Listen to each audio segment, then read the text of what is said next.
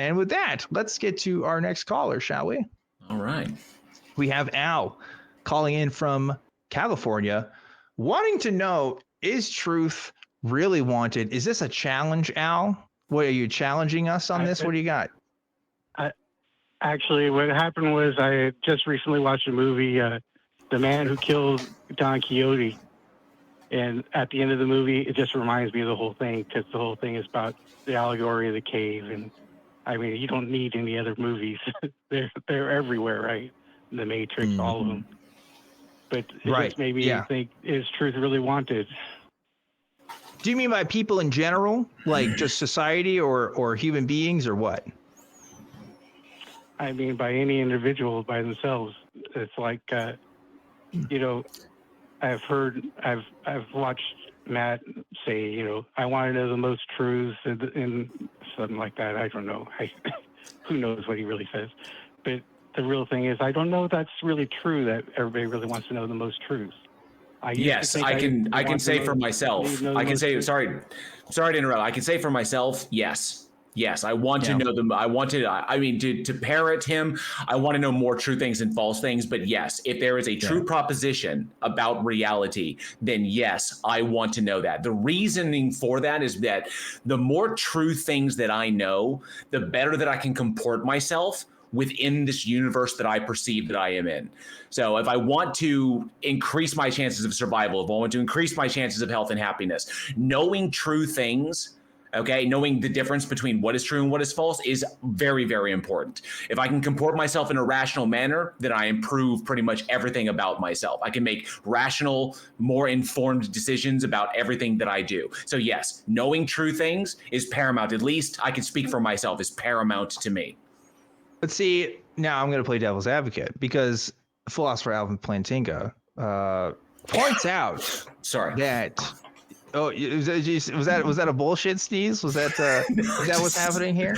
Go ahead. I'm just a fan. I have my own opinions on Plantinga. I want to hear your opinions. I'm not advocating for this. I'm just spitballing.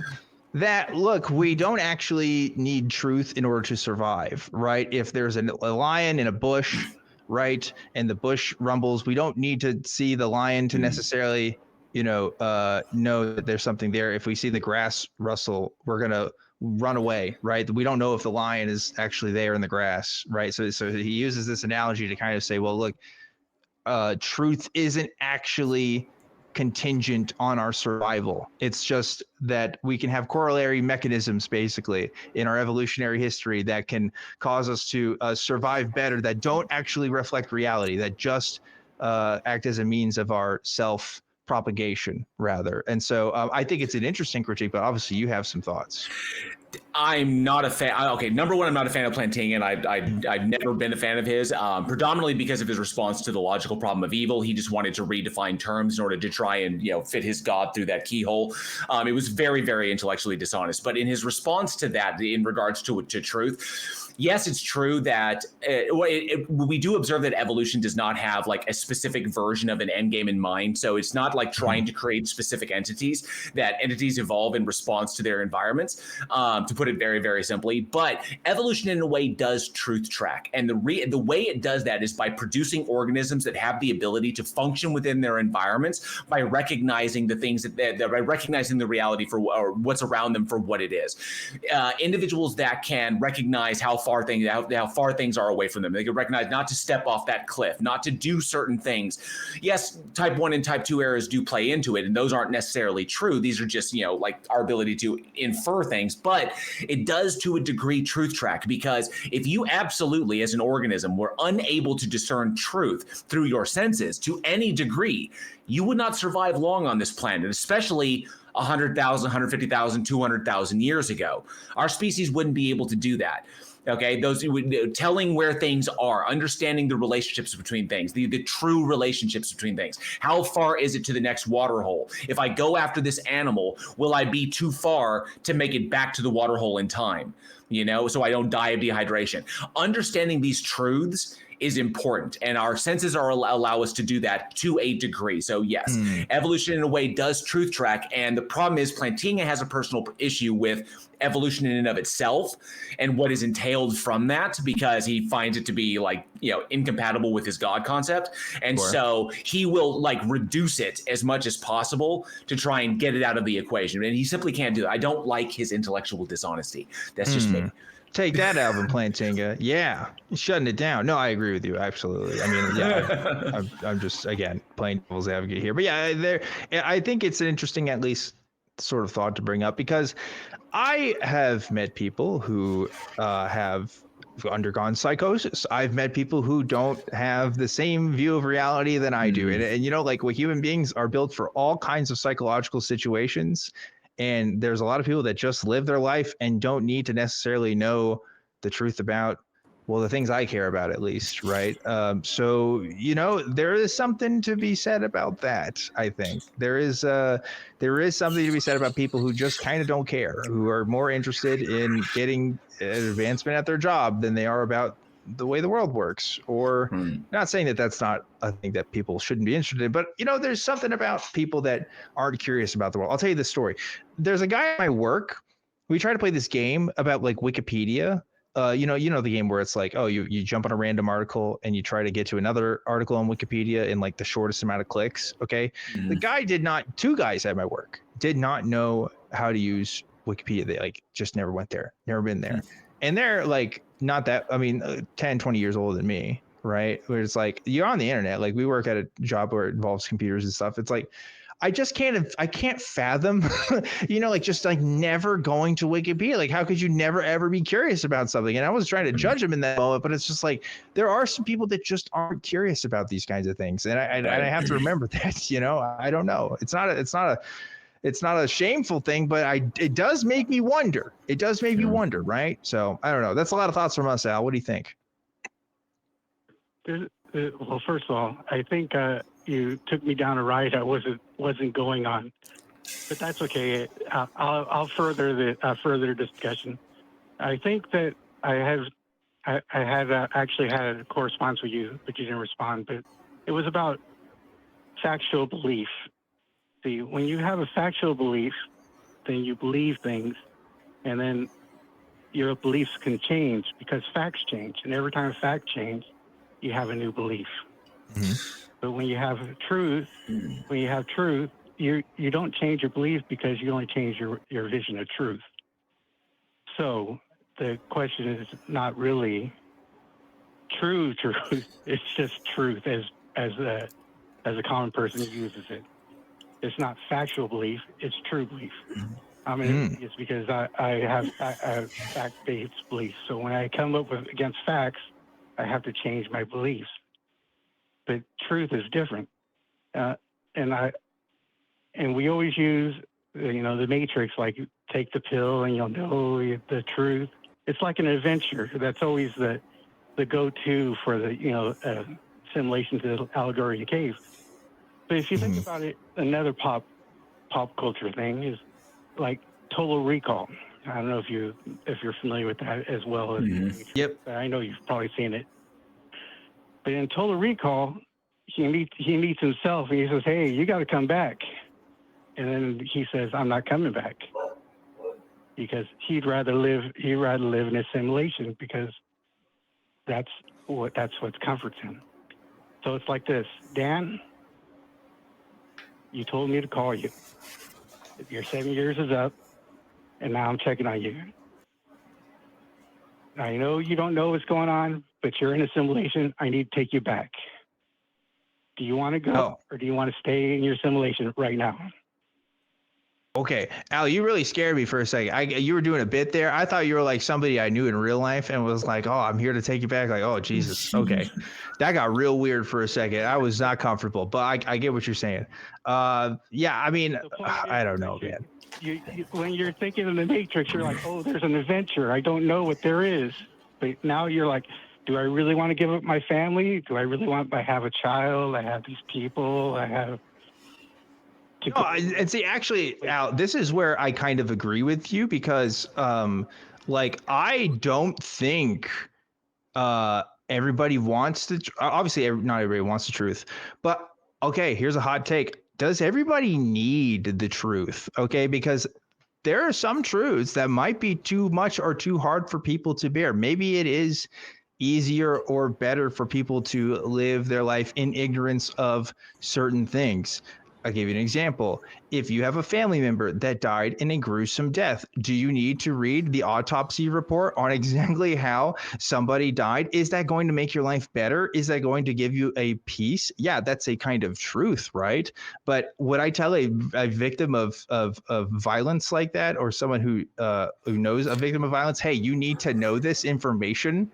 Like, I don't know if it's a necessity. I don't think it's always going to be something that people actually need in every sort of situation. So yeah, I think you can come up with other examples like that where truth maybe isn't actually wanted or needed. But JL looks like he's about to pop out of his seat. What do you got? No, I agree with you to a degree on that.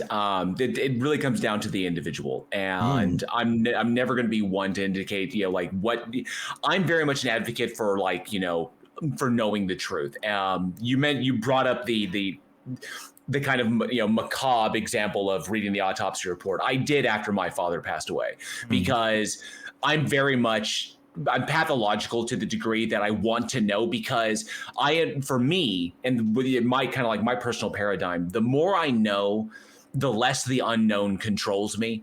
That if I know these things and I can set them down, it's like, these are the facts of the matter, and then the less my brain is going to sit there and wonder about these things and extrapolate and try to imagine various scenarios and put my own pieces in there and try to that whole mechanism. All it does is take energy, time, focus away from the things that I need to be doing, the things that I feel I should be doing. And so having that knowledge, knowing what is true, what in my worldview, what is probabilistically true given the evidence that we have available to us, allows us to not be controlled by that which we do not know and by that which we do not understand. We improve our understanding all the time, which is why, for me, knowing what is true is paramount. Okay. And understanding things like the rationality, the logical consistency, the justification behind these claims, because when we know that, when we can confirm them, then we can know them. When they comport with reality, they correspond to reality, they're logically consistent with other statements, then we know that we're onto something. And the less that will control us, okay, because we'll know what decisions we need to make in reference to those particular statements, which is why it's so important for me. But like I said, to each their own. Each individual comes at this in their own way, okay, and for them to figure that out on their own. I don't think anybody can be told how to come to truth. They must be able to at least be educated enough to figure it out themselves, what their philosophy of truth is, how to understand logical consistency, how to derive these things through independent confirmation and not just relying upon their own biases, what they hope or what they desire or dream of being true, but what is actually true. Interesting. That's a great answer, JL. You give me some pause here on this, because your approach to the world is that when you have knowledge, you have control. You're like a Gnostic hero. You're like your pursuit of knowledge is what gives you that sense of control. Do you think that confidence could backfire though? Because I mean, there's definitely people who think that they absolutely know what the fuck they're talking about, and definitely don't, right? Yes, and I would fully agree that yes, it could, like, I guess for some individuals, such a mentality could lend themselves to that hubris. You'd be like, well, I understand everything, so they could then, to put it in the pop culture terms, you become the Lex Luthor or whatever, and that you think you know everything or so much that and I get that. My philosophy of truth, and it's just mine, just what I've developed over time, is that I take most people on this planet are, they adhere to correspondence theory of truth. That which is true is that which corresponds to reality. I go a little bit further by pillaring that correspondence theory upon coherentism and pragmatism, because I find that understanding what corresponds with reality and understanding how it's logically consistent with other statements made about reality, but keeping myself open to the most parsimonious conclusions and allowing myself to ask questions okay, to understand these things keeps me intellectually honest, which is why on my channel, not to shamelessly plug here, but intellectual honesty is so vitally important to me, is because we must be willing to state that we don't know, because stating that we don't know is not a weakness, it is a position of strength, because it gives you the opportunity to learn more about a subject. Assuming that you already know it, okay, and I don't want to get into the whole like Dunning-Kruger thing, but you automatically may be leaving things on the table, okay? That's stuff that you don't know, okay, that may have an effect later on, that can, in a way, affect your behavior or control your behavior or the way you think about things when you least expect it. So that's why it's so important to keep yourself open, to keep yourself honest, and to keep searching and to keep asking questions. Never be afraid to ask questions in that respect, which is what I try to maintain in my worldview. Ooh, audio listeners, I'm giving a golf clap for that one. Well said, well spoken. I like that answer. Al, what do you think? Well, I think that he thinks that, but I don't think he believes. I think he doesn't really believe that. I think. Ooh. Okay. Hot take. Hot take. Whoa. Why is that, Al? No, I'm going to give you another example. I'm sure that both of you have people in your family that believe in God. Yes, I do. Yes. 100%. It is your responsibility to tell them the truth, because truth is absolute. So and if it was, then you would. Is it my responsibility to what? Tell them that God's not real? Yes, it's your responsibility to tell them the truth. Okay, well, go ahead, Dan, because I may get a little. Yes, truth is what. Well, you sound like you got something, or do you need to think? Okay, so no, here's the. I was gonna let you jump in. I mean, it's your show. I don't want to sit here and dominate, but I'm good. Okay, so Al, here's the big thing. Yes, I do have devout people in my family. My mother is a devout believer. I love my mother very much. I unfortunately have not spoken with my mother in several years, and the reason for that is because she and I had a falling out over me addressing her lack of logical consistency and her irrationality in a particular setting. We were talking on the phone, it turned into a thing, and we haven't spoken since. It's an unfortunate thing. I know that the door swings both ways on this, okay, but I'm as stubborn as my mother is. We'll figure it out eventually, maybe one day. But nonetheless, yes, okay. The problem is, in short answer, the problem is the answer is yes. Yes, we tell people the things that are true as long as that we can back them up. Not what I feel is true, but what we know, what we can confirm that we know to be true. The problem is that you're talking about God concepts. Okay, God concepts in and of themselves, no matter which one you're addressing, are going to be unfalsifiable unless you can demonstrate that the God exists independently of mind and context without begging the question. All right? Because that can't be done. My mother can say she believes in a God all day long. She can claim that she knows she does, but she doesn't actually know that. It doesn't qualify as knowledge. It qualifies as belief, which is why her position is faith-based. I can't sit there and tell her that a God doesn't exist, because a classical deity, like a deity, could exist, a creating entity that, created the universe and then pissed off and no evidence left of its existence. Sure, there's a logical possibility there. But I can tell her that the God that she believes in, by virtue of how she defines it, is logically contradictory and therefore doesn't exist. So I can explain that to her, which I have in the past. Okay? So our personal, now I myself am different. I mean, I may be different from other people. Personal relationships in and of themselves are important to me, but it's more important to me that the people in my life know that I will always be honest with them. Okay? I always will be. Lies, half-truths, half measures, whatever, okay, it's been my experience, will always come back to bite us. Okay. Now, I'm not I don't consider myself a proponent of radical honesty, but I am honest. But I don't. But maybe it makes me a social pariah on occasion. I honestly don't care, because I go for the truth. But yes, okay, the truth is that paramount. At least it is. I can say that for me. I don't know why you would think that I don't believe that. Okay. Obviously, I can't demonstrate to you, like my beliefs in there, but I can tell you that is a paramount thing in my worldview. And my worldview supports it. Sorry about that. No problem. I'm sorry, I overstepped. Yes. A lot of things to think about my response would be, I don't go around. I earlier, his name was JL. I'm not watching it on television, so I didn't get proper introductions. I believe his name was JL. JL said he gave a list of what's important and how he comes up with truth, but he had pragmatics in there, which is not true. Pragmatics is a usefulness.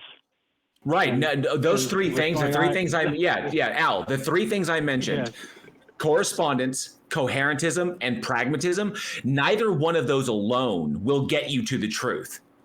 They won't. But the three of them working in conjunction maintain intellectual honesty and establish that we don't know everything. It's possible that we will never know everything, but we can know some things to a probabilistic degree that it would be irrational to doubt them unless we were presented evidence that would warrant that doubt. That's the key right there. Those three things working, those are the three things I found working in conjunction are what keep me on what I would call my path. Okay, or keep my worldview logically consistent without me flying off the heels and just walking in every room like, ha, your God doesn't exist, which is not something that I do sometimes. But nonetheless, that's the way I comport myself. You're right. Not one of them, those things alone won't get you there. All three working together will, or at least, for me, they do. Well, the pragmatism is why you don't do that. You don't go around telling people that you don't tell children that Santa Claus is not real, and you just don't do that because it's not pragmatic. So you just and that's it's more than just pragmatism. I think the truth is not real. Okay, no, you're thinking about pragmatic. I think you're thinking about pragmatic in the wrong way. As far as like social situations go, but we're talking about like the pragmatic theory of truth, like correspondence theory of truth, coherent theory of truth, and then pragmatic. There's also like semantic and there's one that's rhetorical, semantic and rhetorical, the five theories of truth, and so. I get what you're talking about pragmatism as far as like a utility in a particular social situation. Like it would not be pragmatic for me to go about like messing up other people's days, but that's not the same thing when it comes to discussing what is truth. Okay. With truth in that is that which has utility, as in it corresponds and correlates with other statements about reality and is the most parsimonious, that it requires the fewest number of assumptions for us to get to that conclusion. So that's what keeps me there. And also knowing that I don't know everything, that we can continue asking questions. Okay. In order to get to that conclusion. That's what pragmatism would get you to. Okay. The rhetoric on that. So to the same word, two different contextual applications.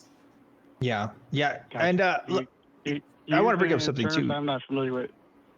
Yeah, he's right from my understanding. I'm also a layman, but I co-sign on his understandings of major theories of truth. But one thing I think too, right? You're talking about this example of we don't go around telling children Santa Claus isn't real, and we're not talking to our parents all the time about how God isn't real and stuff, right?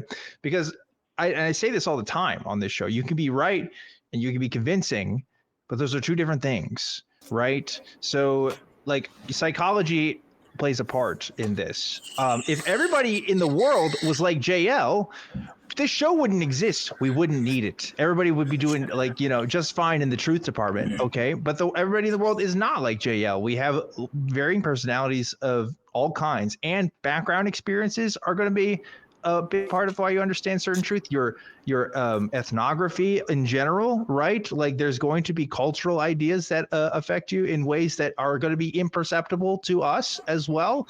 I'm not just saying this as, a guy who thinks he knows everything. I'm saying I have my own biases too. The point is, people receive ideas differently. And if you receive ideas differently, then how you convey truth is going to affect how somebody accepts a truth, right? So does that kind of fall into this idea that truth is sort of semantic? In a way, possibly, but more importantly, right, even if there is this idea of objective truth out there, the transmission of that idea is going to be affected by how people receive that transmission. If it's not in a format that people can understand or accept, it's just not going to be that way. And for many of us, our own families struggle with that because it's just harder to talk to your families than it is to talk to strangers on the internet. I don't know why. That's just how it is for me, at least. Maybe that's true for JL too, but it's just the world we live in. But I don't know, Al, what do you think? I think it's easier to talk to people on the internet because you have the mute button. But, That's also true. That's also true. This is true. Not gonna lie, that's a good point, Al. And you know, I can turn off from this conversation, right? My family's not gonna stop being my family just because I have a disagreement with them, for better or worse, right? So, you know, it does make it a bit more challenging. But the point I was getting, it's not that I struggle with the truth. It's just something I think about because I'm like, again, the thing from the Matrix makes you think like this truth is an adventure. But when you're like, yeah. I'm very familiar with where I'm at, and it doesn't just matter that one. It doesn't matter about the Total Recall, just one everybody knows. But you can go to any pop show. It's old because it's an old tale, the allegory of the cave. But no, the thing go ahead. When you're doing it, what's most familiar is what you're always going to choose. I think you're not going to choose what's not familiar. You're hitting on. I mean, you're hitting on something really deeply culturally necessary right now. How many folks, you know, like it's been polled that like Andrew Tate is like one of the most popular figures amongst like Gen Z, right? That was true a couple of years ago. I don't know if it's true like in 2025, but it's like, yeah. And what's one of his big things? Talking about the red pill, talking about the Matrix, talking about how he has this sort of esoteric knowledge that only people who follow him know and who are cool and are hot and funny and rich. And it's like, yeah, like that is intoxicating to people. This idea that they have a secret truth or a knowledge that the rest of the world just needs to comport to. And that is dangerous. I think there is something about that the pursuit of that does give people into really weird and what we would call false ideas. So it's worth investigating. I think, Al, you shouldn't apologize for anything. This is a great call because this is Truth Wanted, and we want the truth, baby. Boom, boom. Hey, Al, you still there? We still got you. You still have my friend.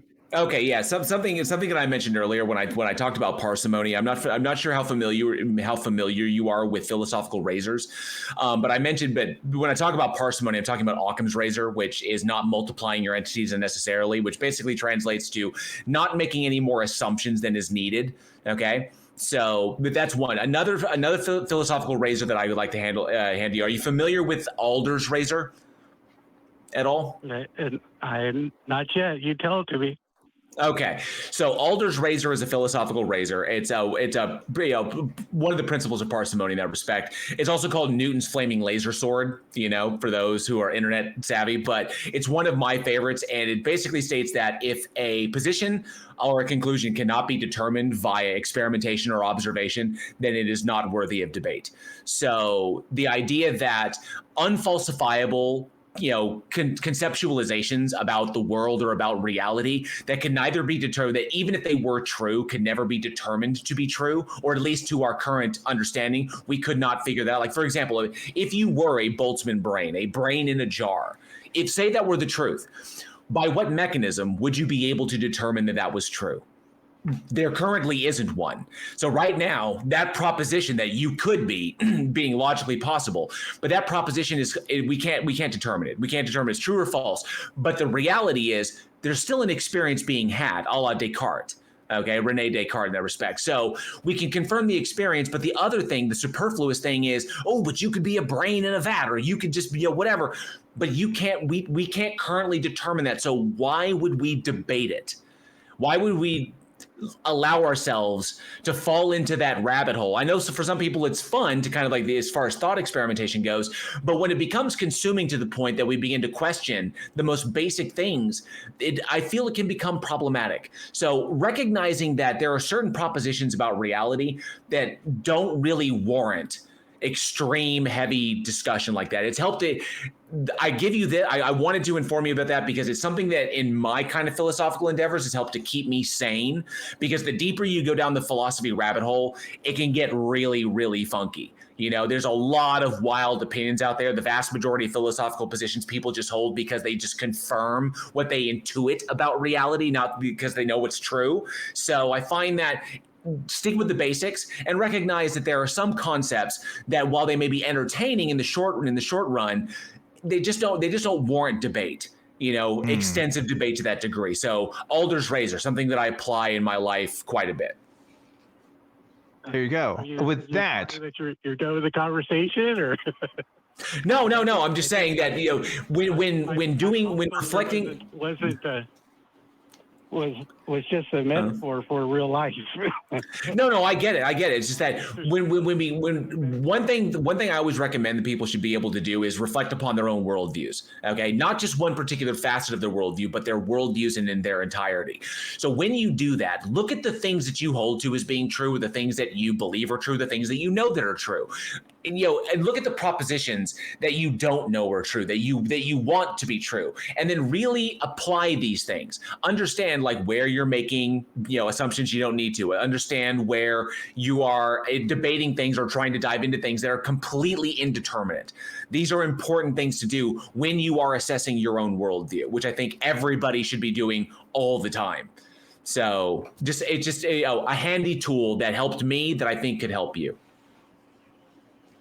I don't have a problem with that. Again, I'm a fact-based belief. My belief is fact. The facts is not the problem. The problem is truth wanted. That was the question. Is truth wanted? It's even you've heard the phrase. The truth hurts. And then also, yes, it does. Confront you with the truth. When somebody confronts you with the truth, how much can you handle? If you're someone like me, a lot. So you can handle it, but if they give you the whole load, you can't handle it. That has to be determined by the individuals. I don't think you could blanket like the human species with that statement. There are some people that can handle the truth, some people that can compartmentalize very, very well. Some people that they hear the truth and they're like it, and then they just water off a duck's back and it doesn't bother them at all. Some people who will fold. Okay, some people they strengthen, some people they fold. It depends upon the individual, and I would not judge any one particular individual for how they react to learning the truth about things. I just know how I comport myself and how I strive in this world to understand these things, predominantly so that the unknown doesn't control me, and so that I myself reduce the possibility of me being taken advantage of by charlatans, conmen, and grifters. That's the key for me. Okay. And what's funny is you bring this up, and my mother, actually being a devout believer, was instrumental in my deconstruction and my deconversion, because one of the things that she just, beat into my brother and I, not in an abusive way, but beat into my brother and I, was always ask questions. If something doesn't make sense, do not be afraid to ask. Okay. It doesn't matter who the authority is. If you don't understand it, ask a question. And if they can't answer it, go and find the answer. Find someone who knows it, or find the answer yourself. Okay. Don't just sit there and accept things because people tell them to you. And my mother, just hammered that into my brother and I. All right. And here I am now applying the very thing that she wanted me, because she didn't want us being taken advantage of by the people in this world who were looking to do that, looking to profit off of that, off of our ignorance, okay, or off of our fear. And so here I am now, decades later, and that very mantra got me to where I am today. So. Yeah, on that note, sorry, folks, computer just crashed. It couldn't handle the amount of truth that was happening in this conversation, and it restarted itself. And I think we have to move on. We've been on this call for a little bit, and there's some other folks in the queue. But Al, I have to say, from what I did here, sorry, I missed that last part. This has been a fantastic conversation. Thank you so much for calling in. And I hope to talk to you again, because it was really good. I really like it. It's not like that we haven't heard that kind of call before, but it does get to the heart of the matter, doesn't it? Like why we do what we do. I mean, there are some people that have, the worst people in history oftentimes think that they are the good guys, right?